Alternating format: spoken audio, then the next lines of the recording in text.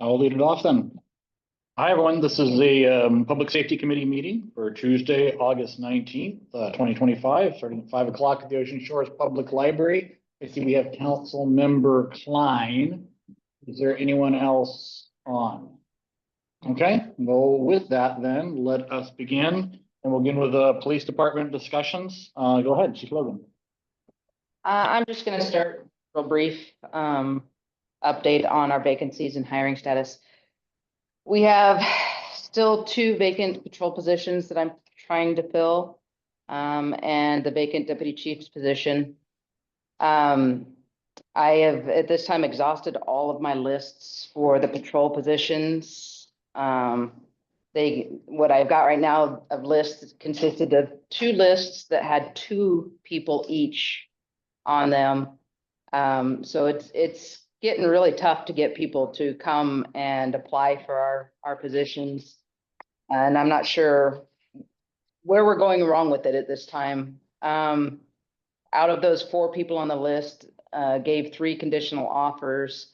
One of them is still in background right now. So we could potentially have one of the positions filled. All the others had been either gone to other departments or been disqualified.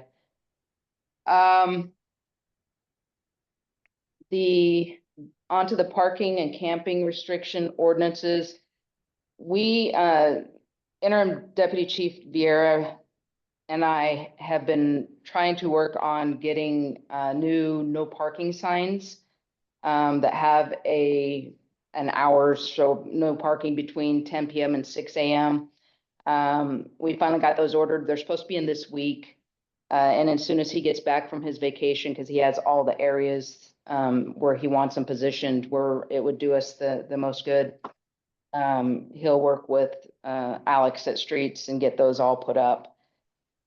So we can hopefully get rid of vehicles such as the van that's in front of the Shiloh.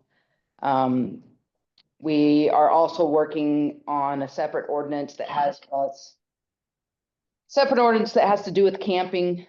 It will kind of mirror the Aberdeen ordinance.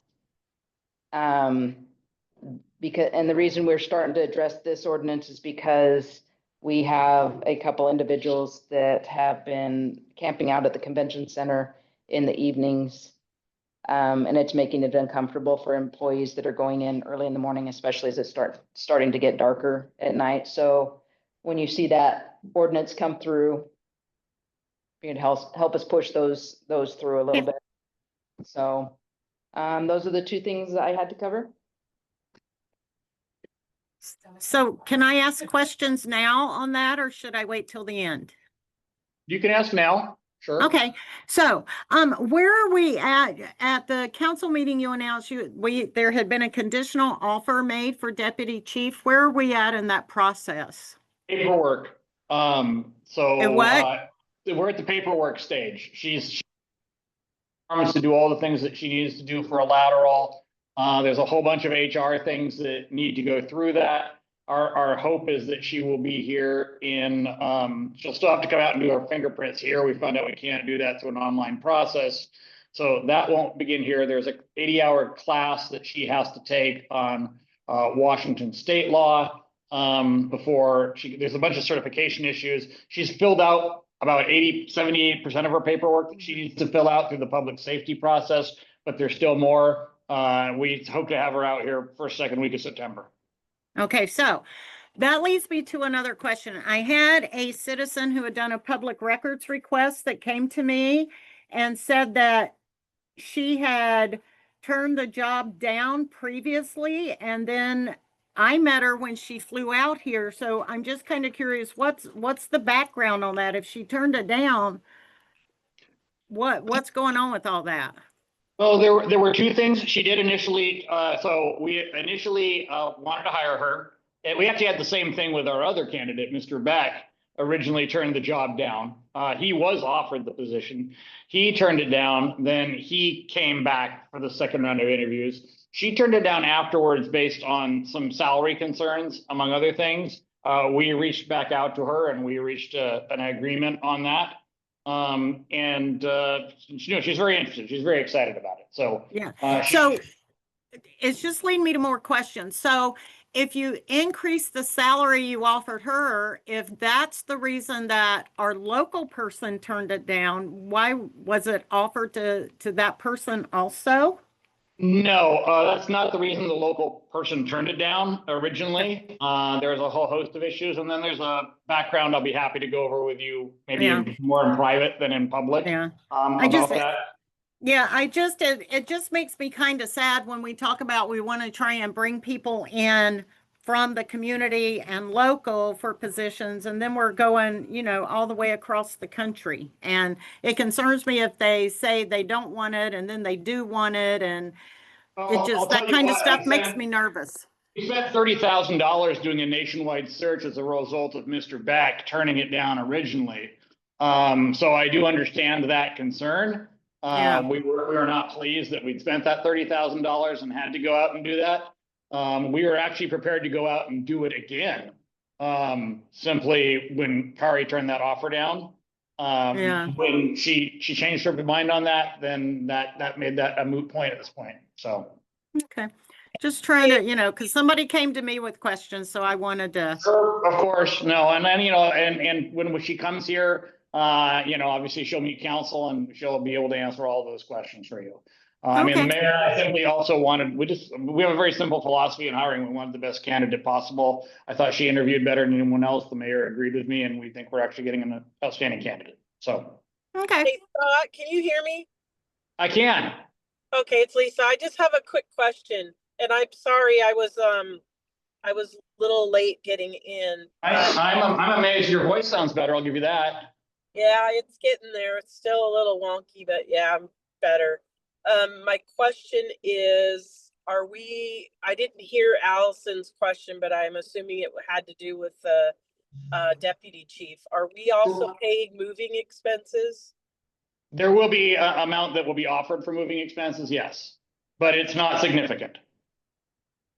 Okay. And I didn't hear, are we gonna have to do a budget amendment for this? I do not believe so. Okay. That was it. We may have to at some point look, and we're gonna have this issue anyway with the two people to the right of me, for Mandela and Ritter as well. We are gonna have to look at kind of, our senior staffing is at times not as the amounts, not for all positions. My position, I'm fine. But we do know that we will probably have to look at Chief Ritter and Chief Mandela's positions. If we can convince Mike to stay in his role, there may be an adjustment there that will have to be made at least at the next budget. Okay. Is there compression happening? I think it's just right now what we're seeing is that, across the board, it's not that we want to even be like on par or parallel to what's happening in the I-5 corridor.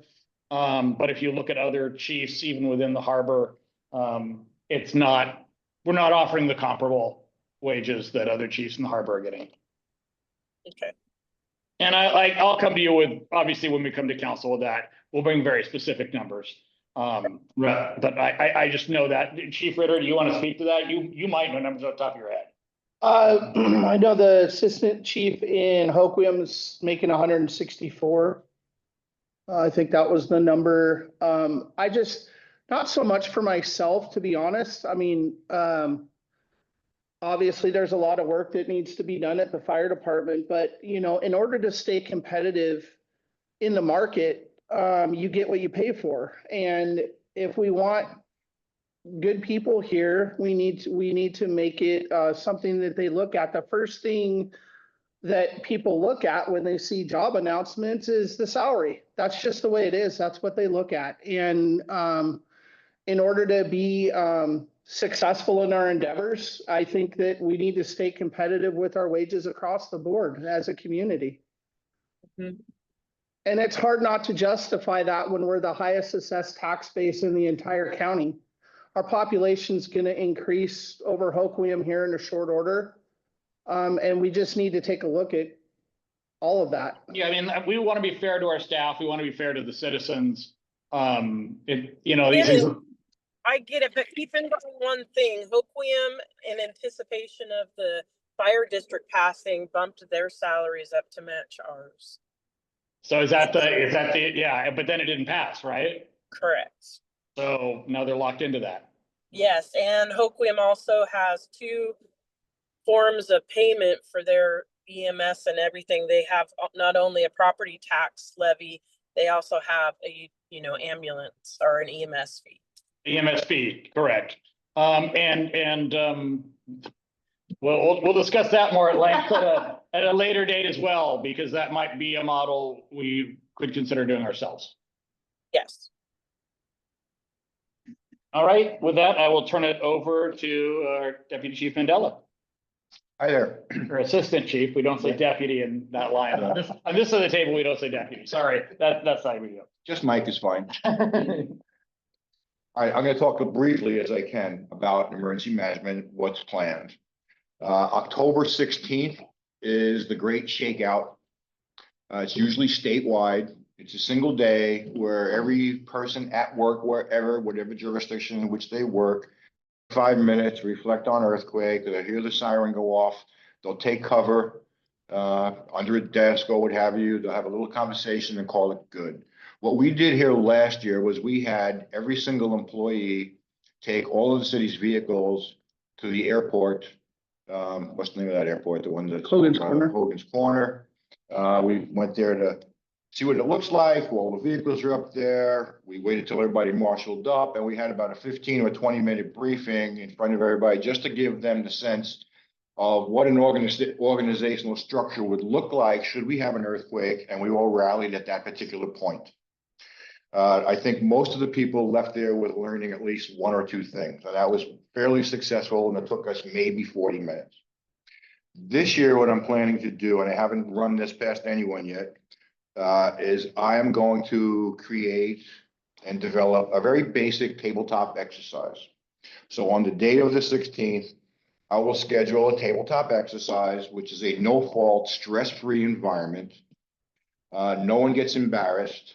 We sit around the table and we answer questions. And I will design the scenario and design specific questions to the groups represented, such as police, fire, public works, our PIO, and a few others. And we will talk and have discussion on 3 to 4 objectives. Those objectives will come from a longer list, such as what's an evacuation plan look like? What do we have in place? What do we need to do differently? We'll talk about resource allocation. We'll talk about communication strategies. We'll talk about documentation.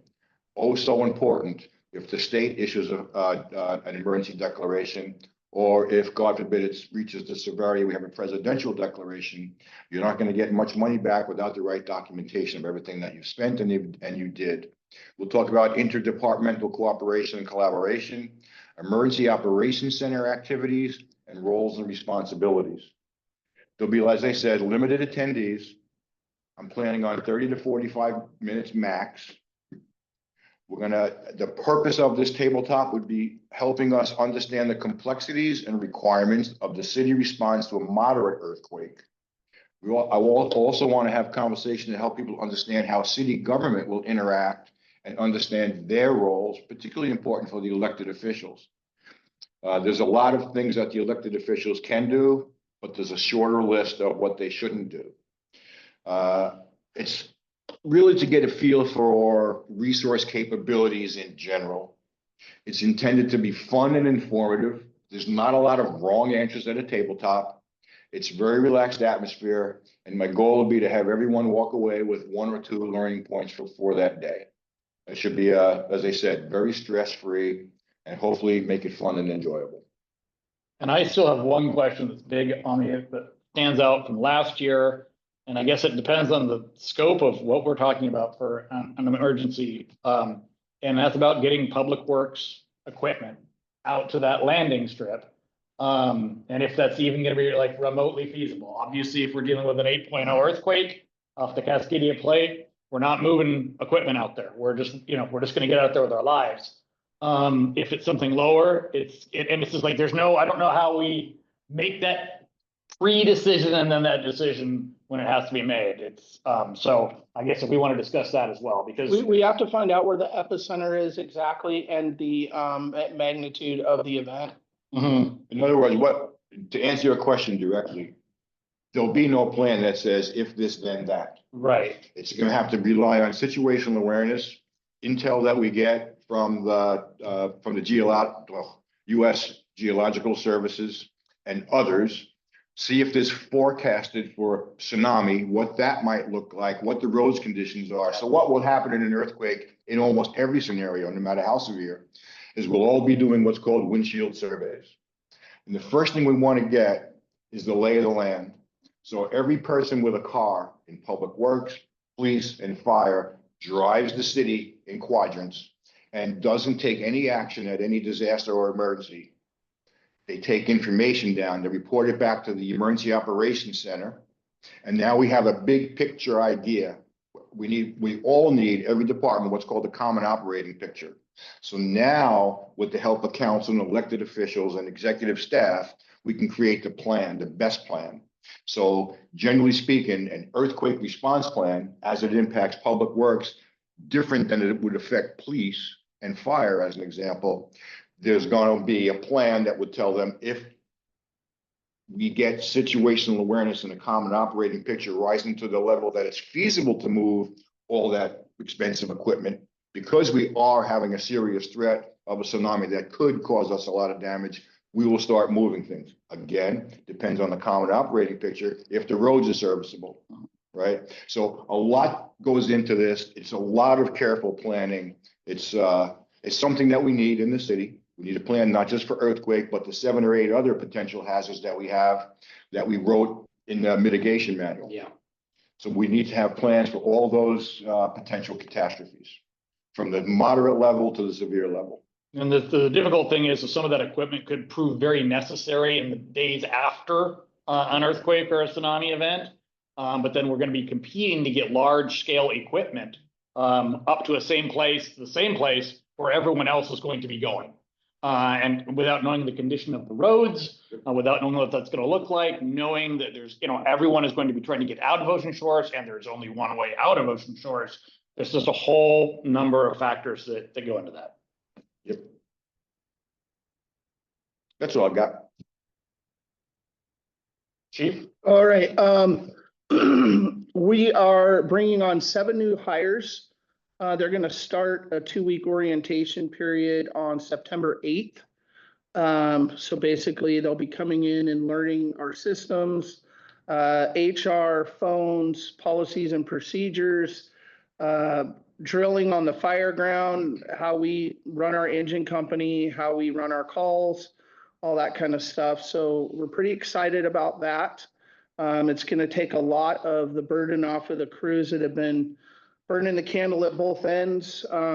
Obviously, with staffing issues, we see an increase of on-the-job injuries, burnout, just a myriad of different problems we have when we're not staffing appropriately, which has been an issue, I'll be honest, for the 20 years I've worked here.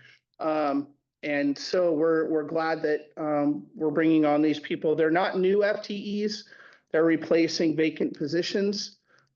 We still are in need of 4 FTEs as soon as possible, and that will come with another discussion, but we definitely need to have that talk. We have 2 current members that have been with us for a little bit that are going to be attending paramedic school. Kara McDermott and Randall Sackman will be going. Usually takes about a year and a half for them to get being able to hit the road running. Paramedic school is extremely strenuous. I think they push over 63 different medications, do some very serious life-saving procedures in the field. So we're lucky that we get to send those members. We do try to keep somewhat of an agreement with the union that they will spend 3 years here after they get their medic. However, if they choose to leave, then they have to pay back what they owe for medic school. So we're hoping for the best. Similar to what Chief Logan said, it is very difficult for us to get paramedics. specifically. There's a shortage. I do know that there's talks right now with membership from the county and the college in trying to re-up the paramedic program through Grace Harbor College that we were very close to getting a few years back. However, things fell through. I think those talks have started again. It would be extremely beneficial to have a in-county paramedic program. I know back in the day, they used to have one. And that way we can grow our own right here in Grace Harbor. And people that are dedicated to where they live in their communities. And it'd also be open to other attendees as well. We are gonna have some water rescue awareness training. Grace Harbor County SORT team, Special Operations Team, is gonna come September 13th and 19th. It's the same class. They're just giving us 2 opportunities. It's a 4-hour class. And one of the reasons we're doing this is because the police department and the fire department are working together with the new Dolphin mechanism, which is basically a water drone, if you will. It's remote control. And this all has to do with us being close to, on the fire department side, we are required to follow rules and regulations on the fire side. And I know on law side, it's a little different. They're accountable too. I know some of their members went through water training for the boat team and they got a lot of the stuff that we need. So they're going to come out, the SORT team's going to come out on the 13th and 19th and give us surface water rescue awareness, which will allow us to put that drone in the water when we need it. So I'm really looking forward to that. So we will be having an open house. This wasn't on the agenda, sorry, but open house, I believe it's Friday, September 26th. We have Life Flight coming out. We have Department of Health. We have the library. We'll have the AVERT team there. We'll do a auto extrication demonstration, and per the weather, we'll land a helicopter on the golf course behind the firehouse. And the VFW was gracious enough to donate all the food. So hot dogs, chips, and drinks. And then I'm in contact with AVERT and the union because we have a bunch of coats that I think we can donate to children, but I have to get the green light on that for the coats for kids. But yeah, I'd invite you guys all out and come see your firehouse. And by that time, we'll have these new hires on board and there'll be new faces running around and it's an exciting time. So we're looking forward to that. What time is that, Chief Ritter? It's 6 o'clock to 9 o'clock. Okay, thank you. I've got to follow up on that. If Kara and Randall then get their certs, how many paramedics do we have? Oh, I'm gonna say 9. 9 paramedics, and that will leave us how many EMTs? Oh, Well, are all our captains and lieutenants paramedics? no, one captain is a firefighter EMT, but the rest are. Okay. And is that, So seven are, wait. Joe? sorry to put you on the spot. Yeah, I didn't bring my org chart with me. All right. There's been so much turnover that, yeah. is this the first time we're gonna have more paramedics and EMTs on our staff since? No, we're still gonna be short medics. Yeah. Each shift ideally should have 4. Each shift should have 4. As an Okay, ideal, Mhm. okay. which is hard to attain. Is that, have we had that recently in the past? We had it for a blink. That's, okay, that's what I And remember. that was years ago. I mean, we had it for a blink. Because I didn't remember, yeah, that's why I'm asking. Yeah. That's why I'm asking. Okay, so that's my only question. Yeah. Lisa, Allison? I think that's all I've got. So So the training that's on the 9th and the 13th and the 19th, that's for the fire department? Yeah, I contacted Vieira, Deputy Chief Vieira, and he said that their people have a lot of that stuff, but he's still gonna come out because we're gonna bring that Dolphin out and he's still gonna come out and hang out and, you know. Yeah. So did there have to be another rescue out at Damon Point recently? There was a woman who went out in, from my understanding, an inflatable kayak with her husband. I was notified, she had been missing for quite some time. I know the Coast Guard had put the helo up for a couple days. I know Yeah. that, local law enforcement or, Yeah, I know about that one, but I thought I Yeah. had heard something that there had been somebody else that had hiked out there that, you know. yeah, well, it's to their own, they're gonna be paying for it if they go out there. It's. I know, that's why I was curious if that was true, that someone had hiked out there and they had to do a rescue. Did they get?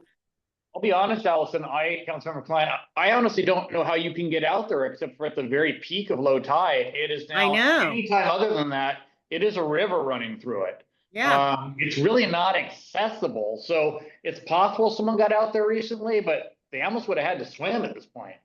I went down there at low, like about an hour after low tide, several weeks ago, maybe 4 or 5 Yeah. weeks ago, just to see. And I mean, it's a river running through it, so you really can't, when people say, well, why is Damon so close? I'm like, Damon doesn't exist. It's an island now. Well, I know, I gotta get all out there. there and take a look. I gotta get out there and take a look. But yeah, I was just curious about that because I thought somebody's gotta be crazy if they're going out there now.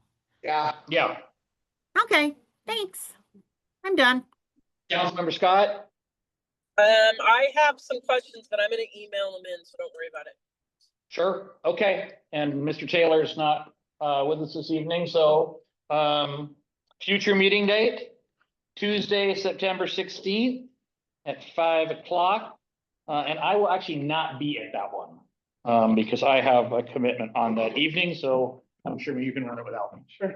All right, thank you, everyone. Thank you. Yeah. Night.